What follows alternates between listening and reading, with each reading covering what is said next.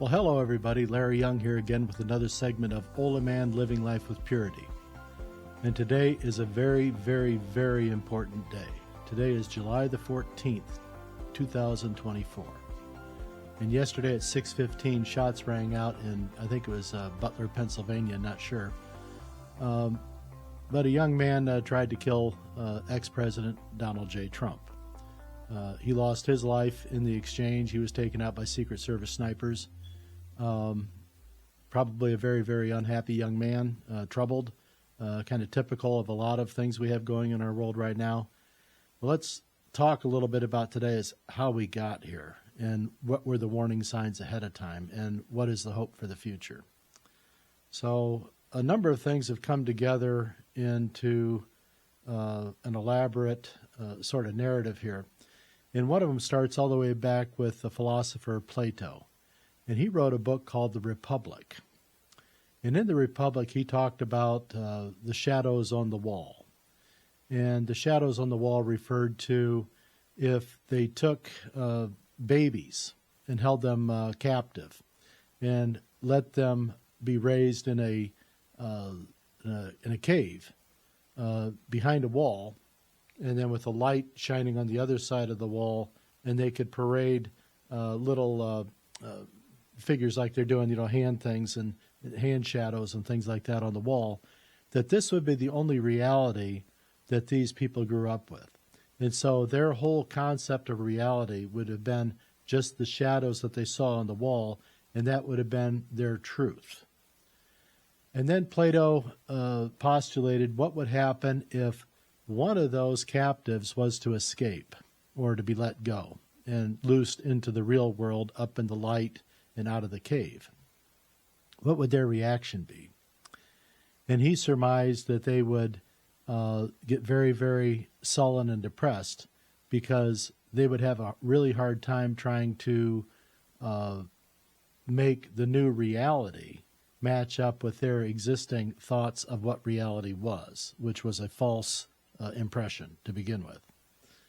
So he had said that what would happen with these people is that they would fight this new reality with all their might until they had to finally capitulate and realize that what they had thought was completely wrong. But in the meantime, their head was having this expansive moment. And then he said that once a mind is given new information and a new belief, their brain and their reality contracts, and it can never be as big as it once was. This is because when you're in the cave and you have all these shadows against the wall, there is no boundary to what your thoughts can tell you what that is. So it's up into this unlimited border of your imagination as to what the truth is in these things. So what happens then when they find the truth and the reality with their own eyes in the sunlight without the shadow effect is that they have this this tendency to want to rebel and resist against it and be drug fighting to the truth of things until they finally have to relent, or they'll self-exterminate, or whatever the possibility may be. They can't take it. Now, keep that in mind. And then I want to tell you about a visit I had back in the early 2000s from a man named Joseph Torellia. And Joseph Torellia, a lot of you may know, was held captive by the Russian government. I think he was Ukrainian. And he was held for being a Catholic and not giving up his Catholic beliefs. Well, he was finally released under the Reagan administration in the 1980s. And he came to the United States. And he had a definite mission for Our Lady when he came. And one of his missions ended up being to come and visit me in Rome City and to try to advise me as to what I was involved with and the importance of it and the struggles that would go with it and things like this. And one of the things he told me about was the Hermit of Loreto. And he told me about this guy that was American-born, but had gone to Loreto, Italy, to help be a hermit and help safeguard the birthplace of the Virgin Mary. in her home where Jesus was actually conceived through the Holy Spirit. Now, originally, this house, the Loreto, is up in the far northeast corner of Italy, far away from Nazareth, or anything that would have had to do with Jesus' birth and his life as he grew. So they were having troubles to, be able to explain how this alleged home of Mary growing up, which was supposed to have been near Nazareth, ends up in Loreto.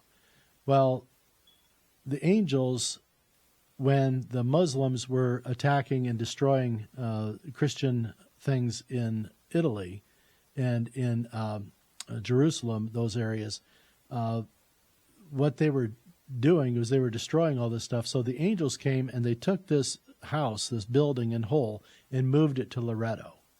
And a lot of folks were skeptics about that, but the scientists got involved and they started going into the actual components of this home, and they started studying it. And what they found was that the actual markers of the pollen and other typical construction materials, that they found out that this is a house that was built would have been in the 1st century era of our timeline, so 100 AD, within that time or before that. So it's a range finder there. And what they said was that the pollen and the other latent materials in this home and the construction they were able to find were typical of the Nazareth area and were not typical of the Loreto region. So this lent a possible positive response to the story that the angels picked the house up in its entirety, moved it to Loreto for safekeeping against the Muslim invasion. So this gentleman who ended up going to Loreto to be a hermit, his name was Tom Zimmer, Zimmer. And Tom was an elderly man when he took this on. I mean, he wasn't a young man, let's put it that way. But he was there, and he was trying to help safeguard this place of prayer, this shrine at Loreto. And he was very, very convinced about it. And he was so convinced about it that one of the things he did was he took part in the celebration and the opportunities that present itself when the Vatican opens, I don't know what the proper word, but the holy doors to St. Peter's. And these doors are only opened in a holy year that's declared by the Pope. Otherwise, they're sealed shut and they're left alone, and nobody enters or exits through them through this time until another holy year is declared.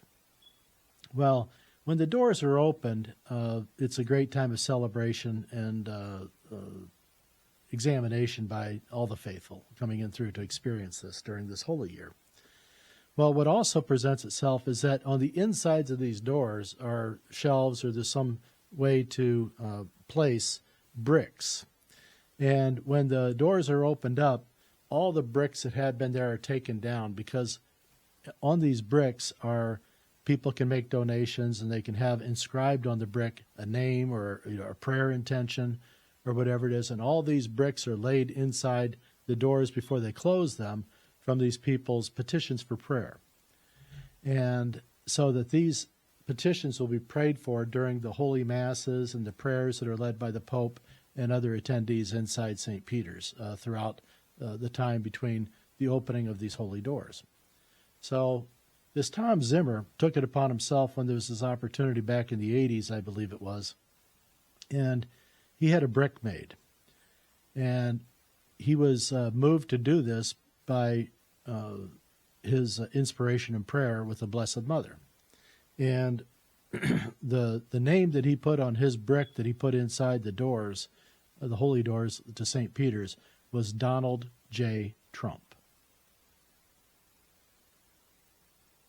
Why would he do that? Well, he was told that Donald J. Trump would be the man that would bring God back to America. So, thought that a Playboy type personality living big on the international stage in the 1980s would be moved to including God and championing virtue to the entire United States and hopefully to the world. Well, the Blessed Mother did. And a lot of people say, well, she wouldn't deal with somebody who's so unholy. Well,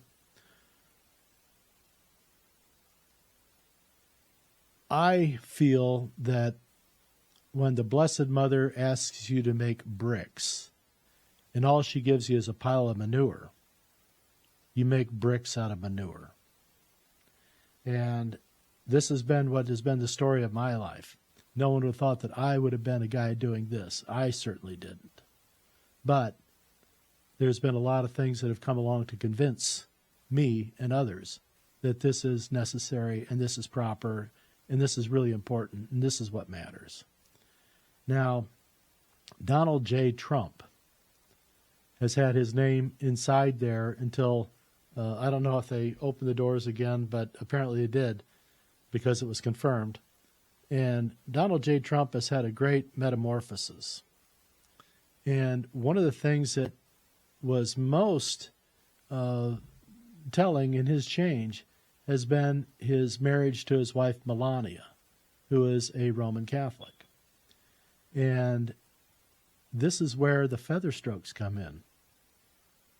Melania has been using feather strokes on her husband Donald all these years by her fine example and raising her son Barron with a different set of thoughts and ideas and expectations. Barron is going to be an amazing young man. This is what I feel. He already is, but he doesn't know what he's about to become. But I'm prayerful that through his mother's influence and his father's strength and courage, which was fully on display yesterday, if anyone wants to challenge what Donald J. Trump's motivation is in all this, all they had to do was look at the significant moments and seconds around when those shots were fired. The man turned his head at the exact moment necessary to keep that bullet from going into his head. It took his ear, but God is in there. Our Mary is in there, just like at Fatima with Pope John Paul II. I truly believe it. We need this man, and we need the thought, and we need the courage, and we need the strength and conviction to keep moving forward. Now, if anyone wants to question what this man's purposeful intent was, all they need see is what his immediate reaction was when they stood him back up from the ground. The first thing he did was to raise his fist triumphantly back, that I'm not going down. I'm not going to quit. We're going to fight. You can try to kill me, but I'm not quitting. It's very, very important, and it's very, very telling. Most men and women, I would say, would probably have had their head down and been just trying to say, get me the hell out of here, all like this. This was not Donald Trump's initial reaction. Nobody had to prompt him to say, sir, raise your hand in victory. He said to himself and to the crowd, I'm okay. I'm with you. We're going to get through this. Keep fighting. This is what it's about. And for fighting, it's not about getting militias in the street. It's about standing up for who you are.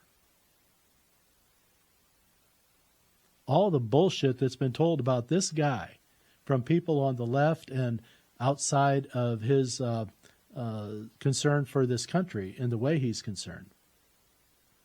They're about to experience this shadows on the wall moment, and they're going through it right now.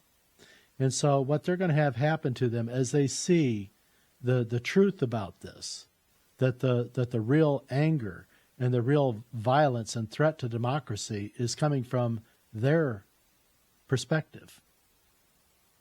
Once they have to realize it and they can't deny it anymore, there's going to be a major brain explosion inside these people's heads. And the anger is going to be so violent coming out. They want to strike out because they say, this can't be true. This can't be true. And they're going to get very resistant and very violent. as this young man did the other day. There's more like him. They've been made this way by the salty rhetoric that's been coming down all these years, about this threat to democracy, Well, the threat to democracy, like I said before, we've met the enemy and they is us. So we have to be mindful of this, and you have to be very, very careful. This is why I said before, you have to know who you are, and you have to stand up for that. Everything I've been telling you about in these podcasts, the 52 podcasts earlier than this, have all been leading up to this. This is the moment. I said July and the rest of the summer is going to be contentious. It just started. Be very, very careful. Be very, very strong in your perspective on things. Don't let people move you. The truth is the truth. This is not the shadows on the wall. This is the bright sunlight. It's cleansing, but it can hurt the eyes and it's going to impact their brains. So much so, you're going to see the rhetoric go crazy right now. I've already seen one news person condemned Trump for raising his fist, in triumph about that. Well, you know what?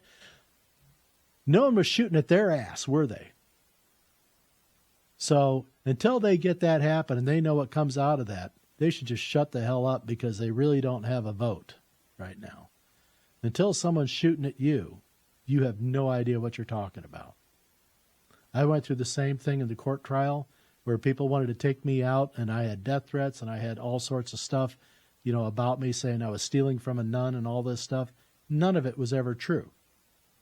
If anything, she was stealing from me by lying. But we fixed it.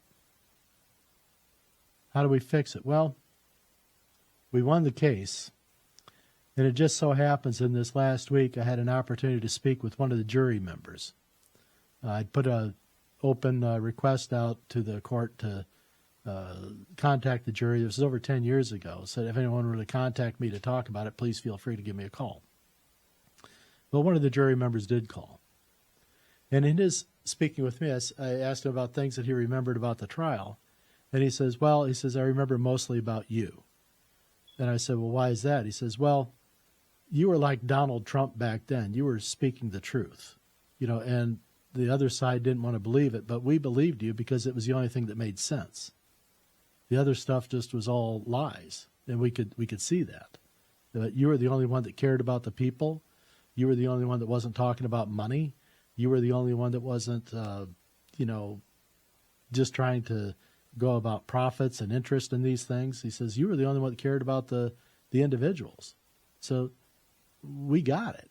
We believed you. You were the only one that really cared. He says, everyone else is out for their own personal, we could tell, for their egos and things like this. He says, it was obvious. There were jerks all over the place. You were the only one that we could trust. And so I thought that was very, very heartening for me. And he thanked me for going to the trial and not giving in, for standing up and fighting for the truth. So a lot of things coming together right now. But please, right now, let's pray for this family, especially for Melania and young Barron. The older kids I'm not worried about. I mean, they're strong in their own convictions as far as the Trump family goes. But Barron needs our help, and Melania needs our prayers, because Melania needs to stay strong to help bring her husband further into the truthful light here. I think he's right there. I think he's been moved to this point right now, and I think his understanding right now is far above most of the average intellect at the tables these days. I think he's been made for this situation, as was the prophecy made by Tom Zimmer back in the 1980s, that this playboy-type character would eventually be the one that would bring these United States back to God. It's not going to be easy. It's not going to be clean. But it is going to work. Stay strong. Use your feather strokes. Do not waver. It matters. In the meantime, I love you, and I'll be back.